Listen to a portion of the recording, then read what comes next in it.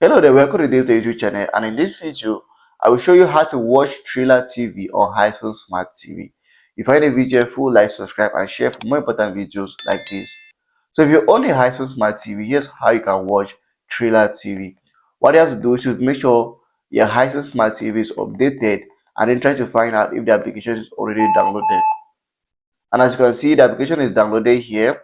So what I'll do is to come over to the application and launch it simply as that. But if you don't have the application downloaded, then you can go over to your app store and search for the application. So I'll go over to my app store here. So just wait for it to launch, and then I'll search for the application here's it here on my app store. Since I already have it installed, I'll just go ahead and launch it straight away from here. So here I have to launch the application and then wait for it to launch on your Hisense Smart TV.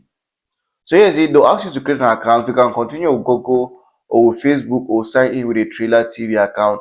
Anyone that you have, just go ahead and create your account, and they can watch the content that is available to be watched on the application. So there are lots of content that you can watch here. You can watch sports, you can watch shows, you can watch live, you can watch upcoming, and lots of content they can watch on Triller TV.